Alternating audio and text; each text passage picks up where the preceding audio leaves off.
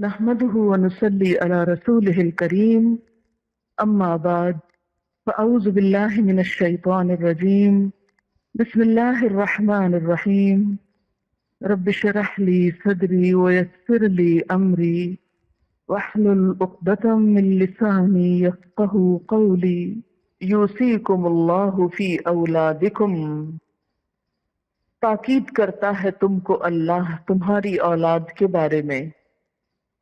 اولاد تمہاری ہے لیکن تاکید اللہ تعالیٰ کر رہے ہیں۔ انسان اپنی اولاد کے حق میں خود اتنا خیر خواہ نہیں جتنا اللہ رب العزت۔ اس نے انسانوں کو ان کے ماں باپ سے بھی حق دلوایا کہ وہ بھی اپنے بچوں کے ساتھ زیادتی یا حق تلفی نہ کریں۔ اور یہ لفظ یوصیکم بہت اہم ہے۔ اللہ تعالیٰ نے یہاں لفظ وصیت اختیار فرمایا۔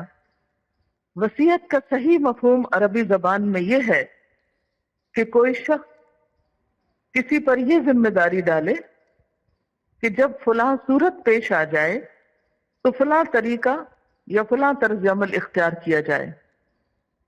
کیا معنی ہے اس کا؟ کہ کسی شخص پر ایک ذمہ داری ڈالنا۔ وصیت میں کیا مفہوم ہے؟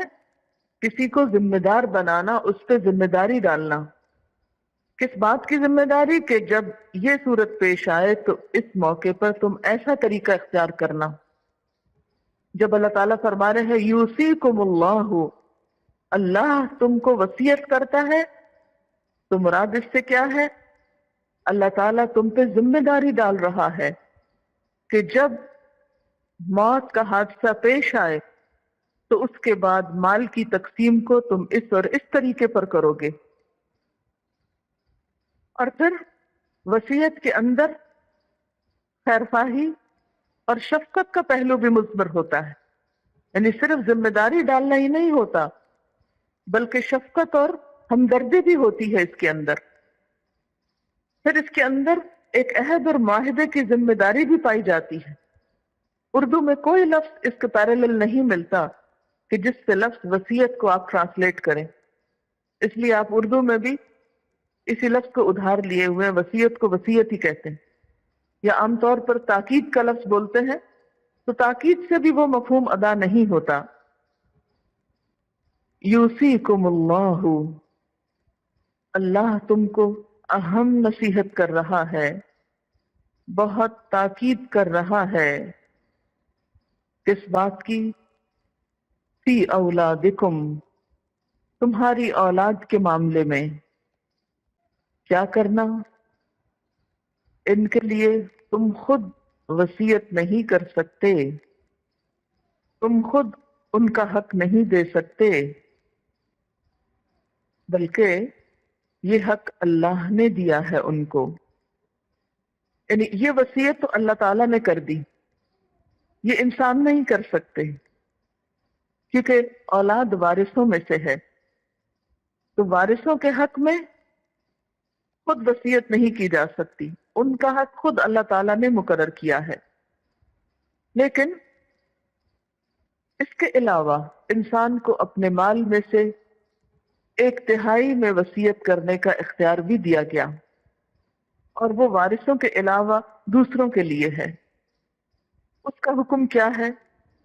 آپ صلی اللہ علیہ وسلم نے فرمایا اگر کوئی شخص وصیت کرنا چاہتا ہو تو اسے 2 راتیں بھی اس حال میں نہ گزارنا چاہیے کہ وصیت اس کے پاس لکھی ہوئی موجود نہ ہو۔ لیکن وارث کے حق میں وصیت نہ ہوگی۔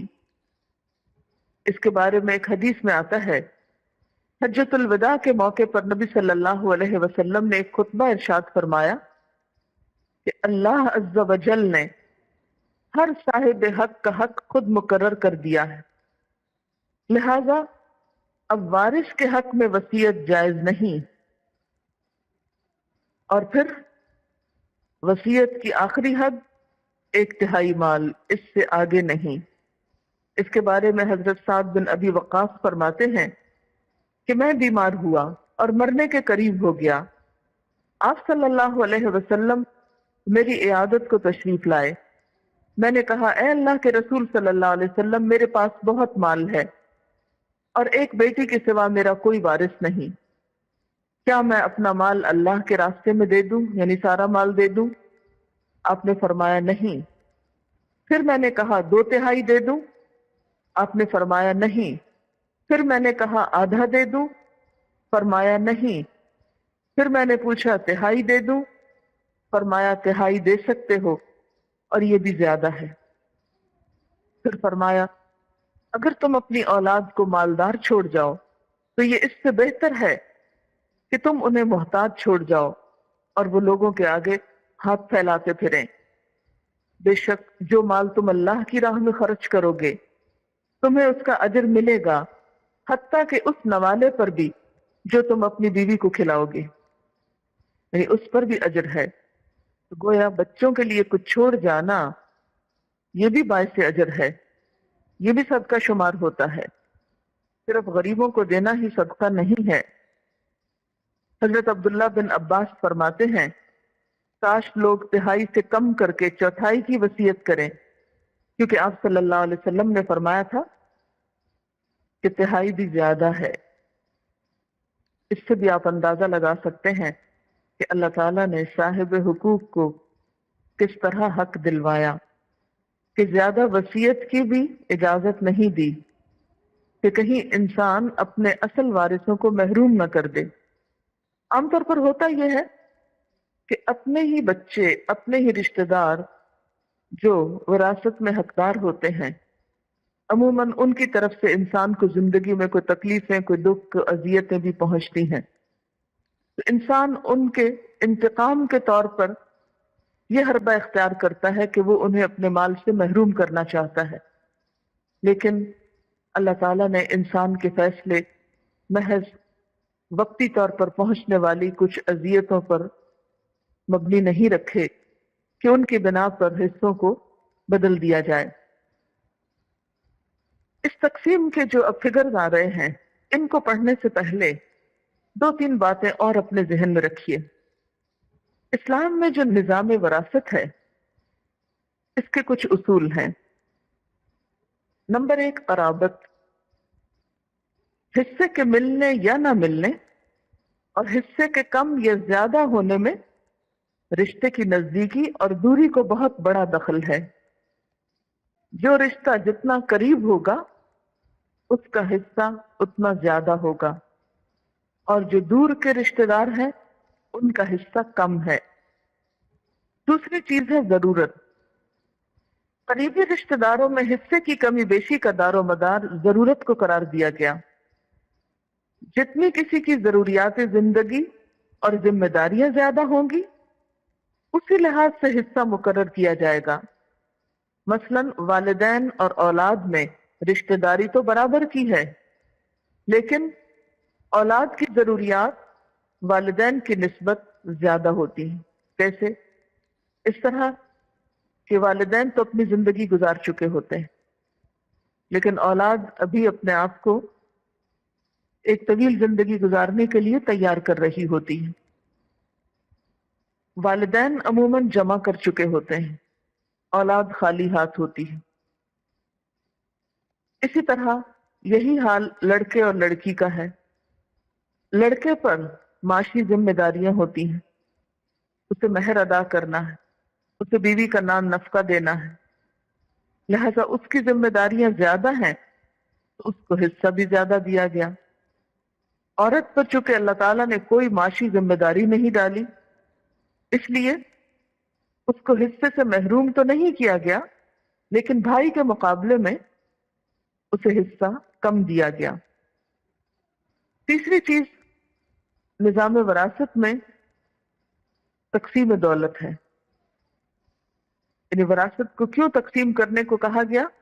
تاکہ دولت چند ہاتھوں میں نہ رہے، صرف لڑکا یا لڑکی ہی وارث نہ ہو بلکہ دوسرے لوگ بھی اس میں شریک ہوں گے۔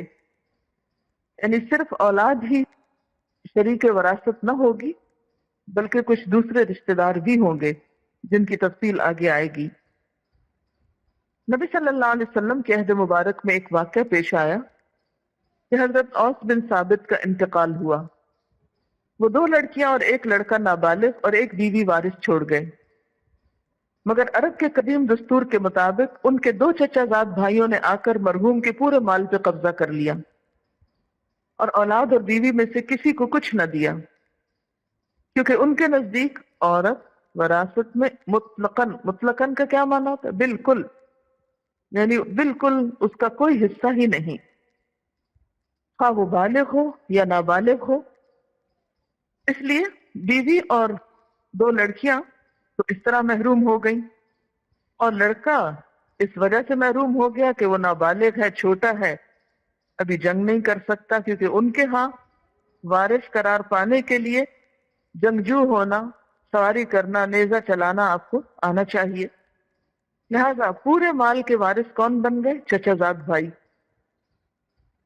اس لیے اللہ تعالیٰ نے یہ آیات نازل کی اور ہر حصے دار کو اس کا حصہ خود بتا دیا، حالانکہ انسان اپنے مال کا خود مالک ہوتا ہے۔ ملکیت کے باوجود انسان کو اس میں اپنی مرضی سے حصے دار مقرر کرنے کی اجازت نہیں دی گئی کہ وہ اپنی پسند و ناپسند کے مطابق مال تقسیم کر سکے۔ مثلا آپ جو مال ارن کرتے ہیں، جو آپ کی ملکیت میں ہے، پھر آپ کے کچھ عزیز ہیں، دوست ہیں، رشتہ دار ہیں۔ اب زندگی میں انسان اپنا مال کس کو دینا چاہتا ہے؟ جسے وہ پسند کرتا ہے۔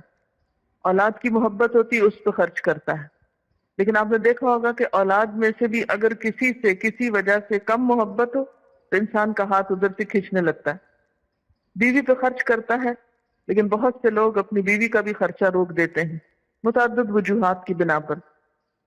لیکن یہاں اللہ تعالیٰ نے ان سب چیزوں سے بالا ایک تقسیم کر دی کہ انسان اپنے وقتی اور سطحی جذبات کو سامنے رکھ کے یہ فیصلہ نہ کرے، بلکہ حقیقی ضروریات کو سامنے رکھ کر فیصلہ کرے۔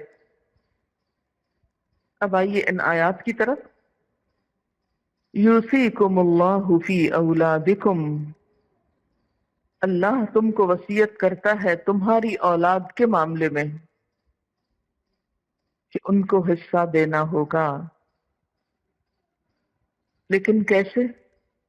للذکری، لڑکے کے لیے مرد کا حصہ، للذکر مرد کا حصہ، مثل مانند حظ الانثیین، حصے کے ہیں 2 عورتوں کے، مرد کا حصہ 2 عورتوں کے برابر ہوگا۔ حظ کا معنی خوش قسمتی بھی ہوتا ہے اور حظ کا معنی حصہ بھی ہوتا ہے۔ یہاں نصیب کی بجائے حظ کا لفظ کیوں آ رہا ہے؟ نصیب کس کو کہتے ہیں؟ حصے کو۔ اور حظ کس کو کہتے ہیں؟ حصے کو۔ کیونکہ وراثت میں انسان کی اپنی کسی کوشش کا عمل دخل نہیں ہوتا، وہاں سے جو کچھ ملتا ہے وہ انسان کی خوش قسمتی کی علامت بن جاتا ہے۔ اب بظاہر یہ پڑھ کر آپ کے ذہن میں ایک سوال آ رہا ہوگا کہ ایسا کیوں کیا گیا؟ لڑکے کو پورا حصہ اور لڑکی کو آدھا حصہ؟ یہ تو بڑی زیادتی کی بات ہے نا؟ نہیں ہے، اس لیے کہ ایک کو زیادہ دیا جا رہا ہے اور ایک کو کم دیا جا رہا ہے۔ 2 لڑکیاں ایک لڑکے کے برابر قرار دی جا رہی ہیں یہاں پر۔ آج صبح ہی مجھے کسی نے بتایا کہ ان کی کسی سے ملاقات ہوئی، کسی مسلمان لڑکی سے کسی پارٹی پر، تو وہ کہنے لگی کہ اسلام نے وراثت کے معاملے میں عورت کے ساتھ اتنا ظلم کیا ہے، تو جس مذہب میں اتنا ظلم ہے تو پھر اس سے کیا فرق پڑتا ہے کہ کتنے خدا ہوں، ایک ہے یا زیادہ؟ یعنی اسلام اس بات کو تو بہت پریچ کرتا ہے کہ ایک خدا ہو، لیکن اس نے عورت کے ساتھ اتنی زیادتی کیوں کی؟ اگر کوئی ایسا ہی آپ کو مل جائے تو آپ بھی پھر اس کے ہم نوا ہو جائیے۔ ابھی میں نے آپ کو وراثت کی تقسیم کے جو 3 اصول بتائے ہیں ان کو سامنے رکھ کے دیکھیے۔ نمبر 1، وراثت میں حصہ کب ہوتا ہے؟ جب رشتہ داری ہوتی ہے، قرابت۔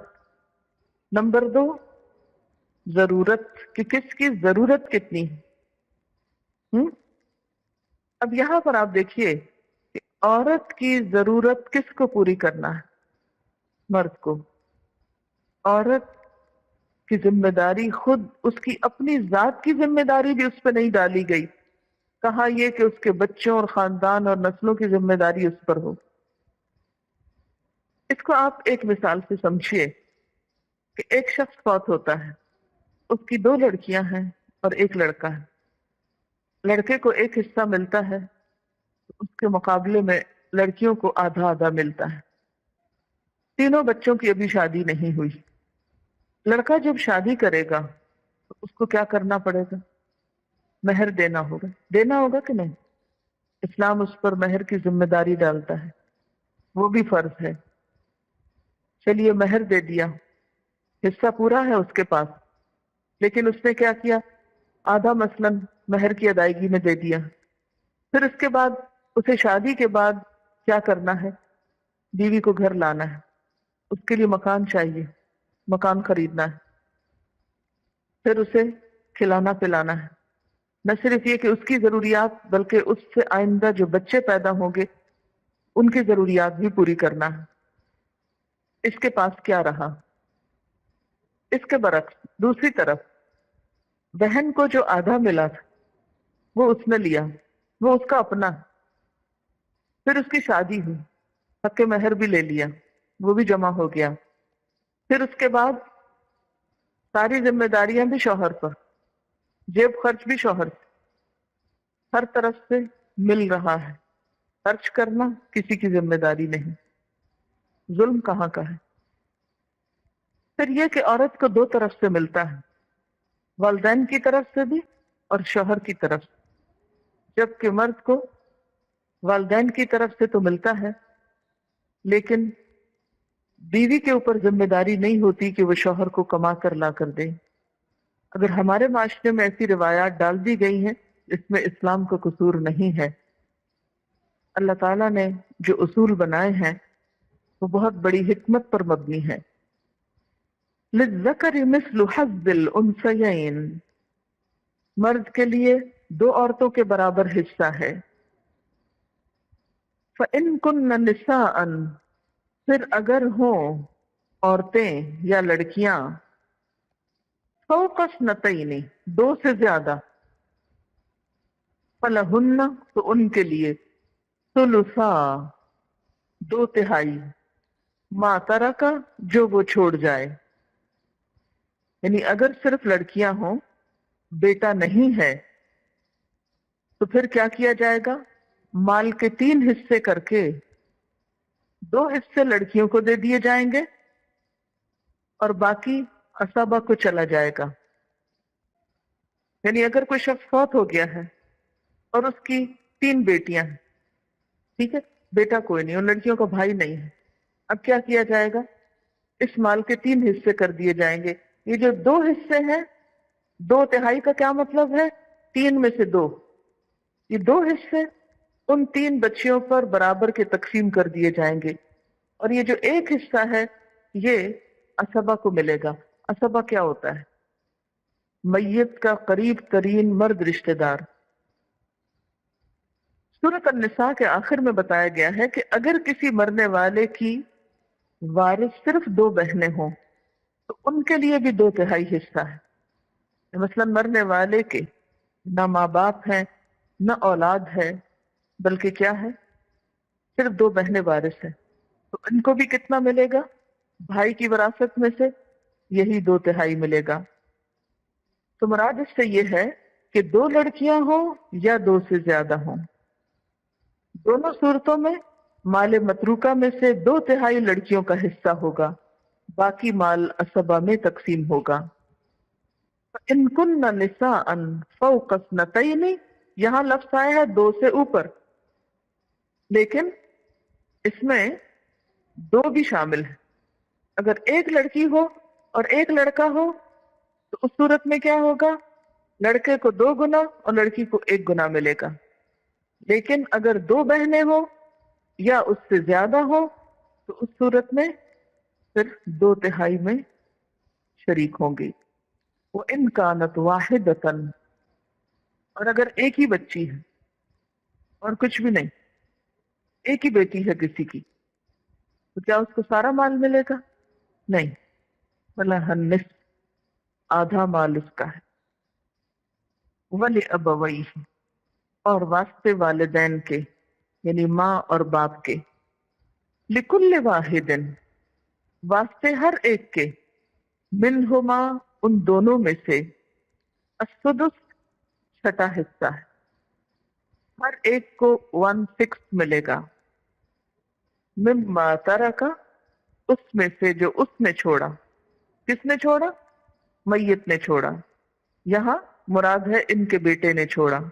ان کان لہ ولد، اگر ان کا کوئی بیٹا ہے، اگر ان کا کوئی بچہ ہے، تو پھر کیا ہوگا؟ ماں باپ میں سے ہر ایک کو 1/6 ملے گا، چھٹا حصہ.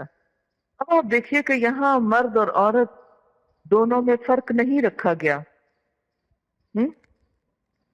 کیوں؟ اگر اسلام میں مقصود عورت اور مرد میں ہی ڈسکریمنیشن تھی تو یہاں بھی پھر عورت کو آدھا ہی ملنا چاہیے تھا نا. لیکن یہاں ماں اور باپ دونوں کو ایک جیسا مل رہا ہے، حالانکہ ایک مرد اور ایک عورت. کیوں ایسا دیا جا رہا ہے؟ پھر وہی تقسیم کے اصول رکھیے سامنے. ضرورت، جیسے پہلے میں نے ذکر کیا تھا کہ اولاد زیادہ ضرورت مند ہوتی ہے، اس کے بنسبت ماں باپ جو ہیں کم ضرورت مند ہوتے ہیں. نمبر 2 یہ ہے کہ یہاں میت کے بچے بھی ہیں. ہاں، اگر بچے نہیں ہوں گے تو ذرا سی صورت بدل جائے گی. ماں باپ کے حصے کی یہ پہلی صورت ہے. یعنی اگر مرنے والے کی اولاد میں صرف ایک بیٹی ہو تو اس میں سے چونکہ نصف مال اس کو مل جائے گا، اور چھٹا حصہ ماں کو، اور چھٹا پھر باپ کو. اس کے بعد مزید ایک چھٹا حصہ بچ جائے گا تو وہ پھر اسبا کو مل جائے گا. ابھی حساب کتاب کی بجائے اس کی حکمت پر زور نہ دے رہی ہوں کہ یہ ایسے تقسیم کیوں ہوا. ٹھیک ہے؟ تو اس لیے وہ جو ہمارے ذہن میں ایک خلش ہے نا کہ اسلام نے عورت کو کم کیوں دیا اور عورت کو محروم کیوں کیا اور عورت کے ساتھ بڑی زیادتی ہوئی، اس وقت میرے سامنے صرف اس زیادتی کا ازالہ کرنا مقصود ہے. باقی کس کا کتنا ہے، کس صورت میں کون کتنے کا حقدار ہوگا، اس کا تعلق دراصل حقیقی صورتحال سے ہوتا ہے. جب کوئی فوت ہو جاتا ہے تو اس وقت دیکھا جاتا ہے، اور باقاعدہ یہ ایک علم ہے، اور گھر میں بیٹھ کر اس کا حساب کتاب نہیں ہوا کرتا. اگر آپ اس وقت سیکھ بھی لیں تو آپ کی تقسیم مانی نہیں جائے گی، اس پر کسی ماہر فن ہی سے رجوع کرنا ہوگا. اور حقیقی معنوں میں جو اس کے مستند عالم ہیں یا لائرز ہیں، ان کو کنسلٹ کر کے سب کے حصے معلوم کیے جائیں گے اور پھر اس کی تقسیم ہوگی. یہاں صرف آیات کے الفاظ کو سمجھ لیجئے. فَإِن لَّمْ يَكُن لَّهُ وَلَدٌ، پھر اگر میت کی اولاد نہیں، اس کا کوئی بچہ نہیں. وَوَرِثَهُ أَبَوَاهُ، اور اس کے وارث صرف والدین ہیں. فَلِأُمِّهِ الثُّلُثُ، تو ماں کا تیسرا حصہ ہے. تو باپ کو کیا ملے گا؟ باقی 2 حصے. کیوں؟ بطور اسبا.